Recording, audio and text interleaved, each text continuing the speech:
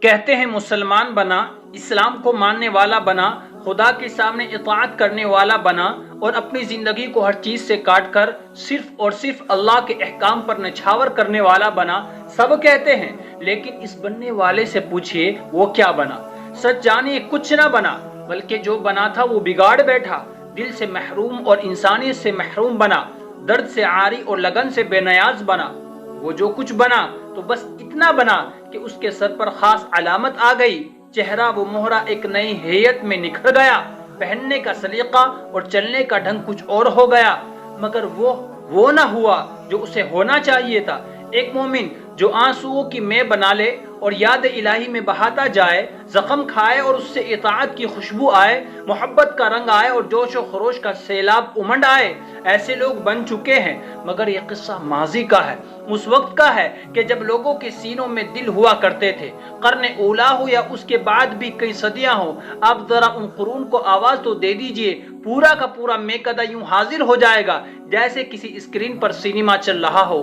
ہر تصویر صاف اور ستھری، جسم سے دل تک کا راستہ یوں ہی مل جائے گا، خوشیوں اور مستیوں کے ساتھ اطاعت کا جذبہ لامتناہی ٹھاٹے مارتے سمندر کی طرح کھل کر سامنے آئے گا۔ آپ بہنے لگیں گے، تیرنے لگیں گے، زندگی کی رمق تازہ ہو جائے گی، دنیا پر ارمانوں کی بساط بچھانے لگیں گے، فتح و کامرانی کی نئی عبارت لکھنے کو تیار ہو جائیں گے، اور ہوگا وہ سب ہوگا جو آپ سوچ بھی نہیں سکتے۔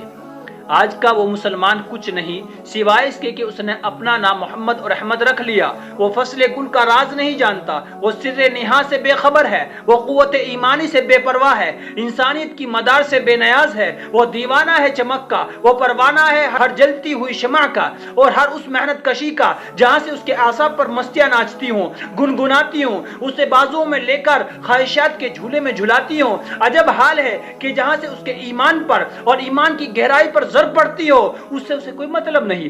دولت، شہرت اور ہوس کا مجموعہ اب انسان کا کل ہے۔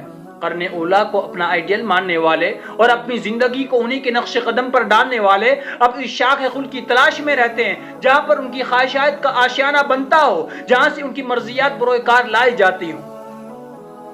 اب تو کعبہ اور بت خانہ کا فرق بھی مٹتا جا رہا، مجاور حرم بھی صنم خانوں کا دیوانہ ہے اور صنم پرور لوگ حرم کی تقدیس بیان کرتے ہیں۔ اب مزاج یہ بنتا جا رہا ہے کہ ایک طرف بت خانہ بنے تو دوسری طرف کعبہ بنے، وہ سنگ سے شیشہ اور شیشے سے سنگ بنانا چاہتے ہیں۔ اب سب کچھ افسانہ ہے، ایک درد ہے اور قصہ مختصر ہے، ایمان سے بغاوت کا اور ایمان کے نام پر غرم بازاری کا۔ ہر طرف دیوانے بک رہے ہیں، سرعام یوسف کی بولی لگ رہی ہے، خریداروں کا ہجوم ہے۔ اب واقعتاً ایسا لگتا ہے کہ آنسوؤں کی قیمت فوت ہو رہی ہے اور محبت کی داستاں روٹتی جا رہی ہے، حق و باطل گڑمنڈ ہو رہے ہیں اور اقدار و نیک نامی پر ہوس رانی کا غلاف چڑھ گیا ہے۔ کاش پھر سے وہ لوگ پیدا ہوں جو آنسو کی مے بنائے اور زخموں سے پیمانہ ہوں۔